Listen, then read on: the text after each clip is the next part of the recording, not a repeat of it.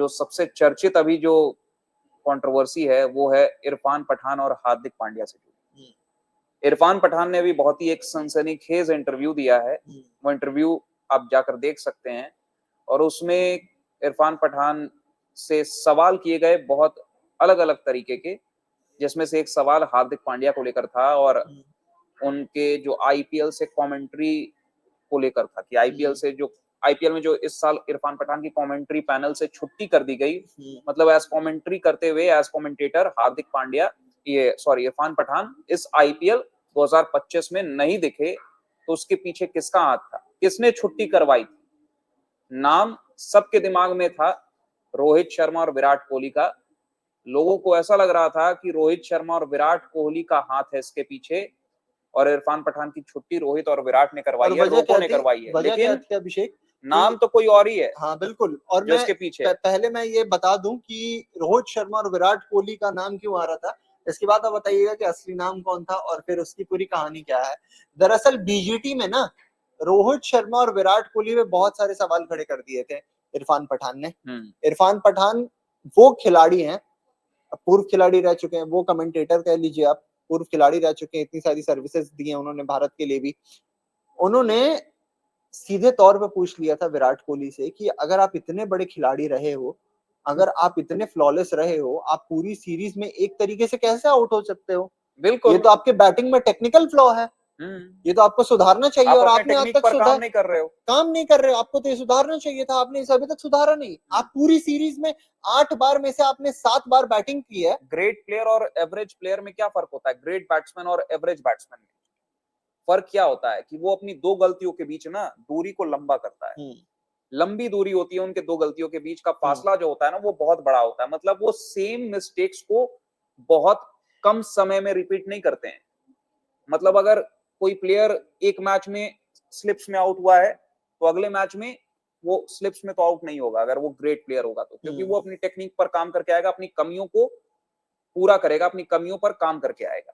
लेकिन विराट कोहली का साफ तौर पर देखा जा सकता था कि बीजीटी में वो बिल्कुल भी ध्यान नहीं दे पा रहे थे अपनी उन्होंने 8 पारी खेली, सब एक में वो नॉट आउट रहे, और 7 पारियों में वो आपका वही कॉरिडोर ऑफ अनसर्टेनिटी से सीधे स्लिप्स में आउट हो रहे थे, लगातार स्लिप्स में आउट हुए जा रहे थे।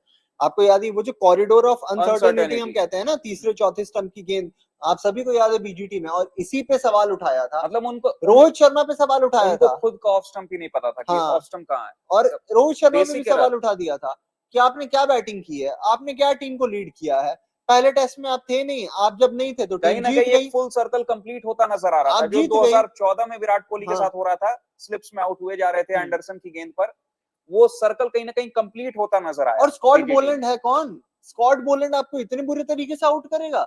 स्कॉट बोलैंड आपको आके मजाक मजाक में आउट कर रहा था। बाउंस पे भी आप बीट हो रहे थे, बीट ही सिर्फ उसी चीज पे हुए हो कि आपको अपनी ऑफ स्टंप की लाइन ही समझ नहीं आ रही थी। उसके बाद क्या होता है? बाहर की गेंद को आप छेड़ रहे थे। उसके बाद क्या होता है? रोहित शर्मा पे सवाल उठ जाते हैं कि पर्थ में आप नहीं थे, टीम जीत गई, आप टीम हारने लगी, आपने क्या किया है विद द बैट, आपने क्या किया है कैप्टनसी में, आपने क्या किया है बताइए जरा। सर इतिहास गवाह है कि भारत का आज तक कोई भी कप्तान नहीं था जो चलती सीरीज में ड्रॉप हुआ हो। बोलने के लिए बहुत बड़ी बड़ी बातें हैं, लोग बहुत सारी बातें कह देंगे, रोहित फैन जो होंगे कि रोहित शर्मा ने अपने आप को पीछे कर लिया, टीम को आगे रखा, रिपोर्ट्स में यहाँ तक खबरें ड्रॉप हुए थे, रिपोर्ट्स में यहाँ तक छापा गया, मतलब ऐसी रिपोर्ट्स भी सामने निकल कर आई कि ये एक पीआर स्टंट था, रोहित शर्मा का एक पीआर स्टंट था। रोहित की पीआर टीम ने बोला था कि आप ऐसा करो, आप पल्ला झाड़ सकते हो। पूरी सीरीज में जो नाकामी है ना, उस नाकामी का सेहरा किसी और के सिर पर बंधेगा, आप मतलब वो फायरिंग लाइन से हट सकते हो। ऐसा करके फायरिंग लाइन से आप हट गए, आखिरी मैच में आप नहीं खेले, सिंपैथी आप बटोर गए, ऐसी खबरें निकलकर सामने आई। खबरें नहीं, वो तो एक्सपोज हो गए थे। आपको याद है क्या हुआ था? इंटरव्यू भी उनका जो ऐसा था, मतलब उसमें कोई जिस मैच में कमेंट्री बॉक्स में बैठ के नहीं बोल सकता माइक पकड़ के कि क्या करिए। सुनिए हुआ क्या था ना कि ये मैच से स्टेप डाउन करते हैं, उधर विद्या बालन हो गई, वरुण धवन हो गए, कई सारे ऐसे सेलिब्रिटीज थे जिन्होंने रोहित शर्मा के लिए स्टोरीज डाल दी, ठीक है, कई सारे ऐसे सेलिब्रिटीज थे। कि Rohit Sharma born leader, born captain, ये वो फलाना ढिमकाना सब कुछ डाल दिया।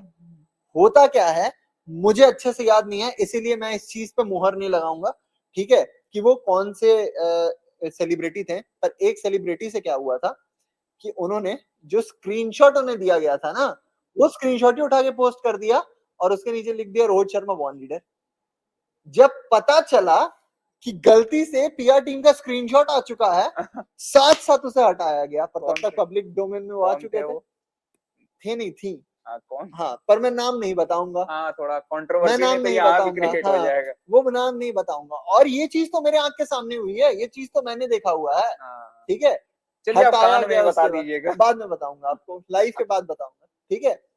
उसके बाद तो जिस तरीके से हाहाकार मचा, चारों तरफ सोशल मीडिया पे जो ट्रोलिंग का सामना करना पड़ा, उसके बाद समझ आता है कि रोहित शर्मा की जो वाइफ है, जो उनका पीआर टीम कहीं ना कहीं संभालती है, ऐसे भी रिपोर्ट्स हैं, उनके तरफ से ये पहली ये थी कि रोहित शर्मा का नाम बचाने के लिए ये काम करना है। रिपोर्टेडली ये बातें चली थी मार्केट में पूरे तरीके से।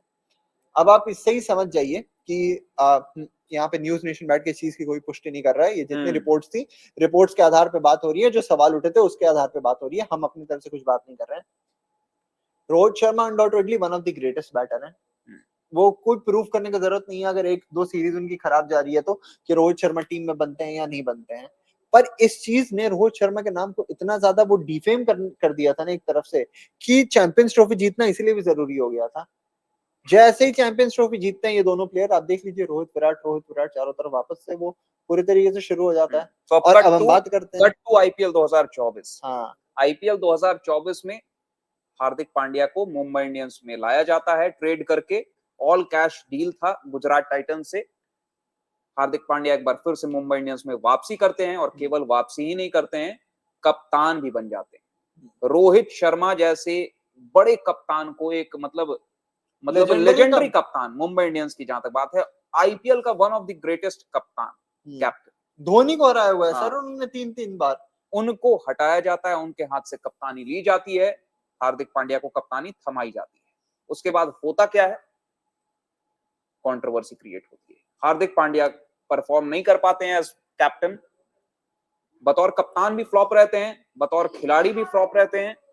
डिसीजंस पर सवाल उठाए जाते हैं उनके, और सबसे ज्यादा सवाल अगर कोई उठाता है तो वो थे इरफान पठान। और हर चीज पे सवाल उठा रहे थे, हर चीज पर सवाल उठा रहे थे। आखिरी ओवर क्यों नहीं दिया उस पर सवाल उठा रहे थे। मतलब हाल ऐसा हो चुका था ना कि हार्दिक पांड्या को वानखेड़े स्टेडियम में, जहां पर एमआई पलटन आती है एकदम भारी तादाद में सपोर्ट करने के लिए मुंबई इंडियंस को, वो मुंबई इंडियंस के कप्तान हार्दिक पांड्या को बू कर रही थी। संजय मांजरेकर को टॉस के वक्त बोलना पड़ा था। क्या बोले थे संजय मांजरेकर, आपको याद है ना? हाँ मुझे याद है, बट वो पूरे तरीके से माइंड में स्ट्राइक नहीं कर रहा है। मतलब शायद ये बोले थे कि मेंटेन डेकोरम, मेंटेन डिसिप्लिन, ऐसे ही करके उन्होंने कुछ बोला था। कुछ एग्जैक्ट मेरे को भी याद नहीं आ रहा, लेकिन उन्होंने एक तरह से मतलब क्राउड को कंट्रोल करने की कोशिश की थी। जिस तरीके से उन्होंने बोला था, एक तरह से क्राउड को उन्होंने कंट्रोल किया था। और आप सोच लीजिए कि कप्तान पहली बार इतने बुरे फेज से गया, कोई साथ नहीं दे रहा है। वही सारे प्लेयर्स टी20 वर्ल्ड कप खेलते हैं, कमेंट्री बॉक्स में। तो अब इरफान पठान ने उस दौर में कई ट्वीट्स किए थे बैक टू बैक, और ट्वीट्स को देखकर ऐसा ही लग रहा था कि वो सारे ट्वीट्स इंटेंशनली टारगेटेड ट्वीट्स थे हार्दिक पांड्या के। मतलब हार्दिक पांड्या को टारगेट कर रहे थे, कहीं ना कहीं ऐसी फीलिंग आ रही थी उन ट्वीट्स को देखकर। लेकिन इरफान पठान से उसको लेकर अब सवाल किया गया है एक ताजा इंटरव्यू में, जिसमें सनसनीखेज तरीके से इरफान पठान ने कई जवाब दिए हैं। उनमें से एक जवाब दिया है कि आईपीएल में कुल मिलाकर 14 मैचेस होते हैं। 14 मैचेस में मैंने तो केवल 7 मैचेस में उनकी आलोचना की है। मैंने तो हल्का हाथ रखा है, मैंने तो बहुत कम ट्रोल किया है, बहुत कम क्रिटिसाइज किया है। तो फिर वो ट्वीट्स में क्या कर रहे थे? अगर वो कह रहे हैं कि 7 मैचेस में मैंने 7 ये मतलब 14 में से मैंने सिर्फ 7 मैचेस में ही नरम हाथ रखा है, तो मैं तो ये पूछ रहा हूँ कि फिर आप अपने ट्विटर पे क्या कर रहे थे? और अगर जो आप कर रहे थे, और रिपोर्टेडली जो चारों तरफ है, जो बताया जाता है कि उन्होंने ये भी बोला है, वो पेड ट्वीट्स उन्होंने ये भी बोला है, वो भी गलत थी। उनसे फिर सवाल किया गया, एंकर द्वारा सवाल किया गया कि क्या ये गुजरात लॉबी था, Gujarat cricket lobby, Baroda lobby, Baroda cricket lobby, क्योंकि बड़ौदा से आते हैं इरफान पठान, यूसुफ पठान, हार्दिक पांड्या, कृणाल पांड्या, और दीपक दीपक हुड्डा और कृणाल पांड्या का एक अलग कंट्रोवर्सी चला था कुछ सालों पहले। बहुत ही खतरनाक खतरनाक, controversy, हाँ, जो वो भी सेम टीम में एक रह के जो कंट्रोवर्सी लड़ाई हुई थी, दोनों के बीच कंट्रोवर्सी हुई थी। उसमें मतलब दीपक हुड्डा ने अपने रणजी टीम को चेंज कर लिया था, वो चले गए थे राजस्थान रणजी खेलने, शिफ्ट कर गए थे वो, तो बड़ौदा छोड़ दिया था दीपक हुड्डा ने। तो उसमें भी इरफान पठान ने सपोर्ट किया था, और इरफान पठान कहते हैं कि कोई पॉलिटिक्स नहीं है, Gujarat cricket lobby, Baroda cricket lobby, ऐसी कोई लॉबी नहीं है, बल्कि कोई भी बड़ौदा का क्रिकेटर ये नहीं बोल सकता है, चाहे वो दीपक हुड्डा हो, चाहे वो कृणाल पांड्या हो, चाहे वो हार्दिक पांड्या हो, कोई भी ये नहीं बोल सकता है कि यूसुफ पठान और इरफान पठान ने उन्हें सपोर्ट नहीं किया। ऐसा कोई नहीं बोल सकता है। हमने सभी प्लेयर्स, बड़ौदा के जितने भी प्लेयर्स रहे हैं, उन्हें सपोर्ट किया है, ये बोला है इरफान पठान ने। मतलब एयर को क्लियर किया है, जो अफवाहें चल रही थी उनके हिसाब से हालांकि उन्होंने उस पर सब कुछ साफ किया है। उन्होंने एक पहलू रखा इस पूरी चीज में कि मैंने कमेंट्री बॉक्स से जिन जिन चीजों पे बात की थी, वो सारे क्रिकेटिंग लॉजिक्स पे मैंने सवाल उठाया था और क्रिकेटिंग लॉजिक्स पे बात की थी।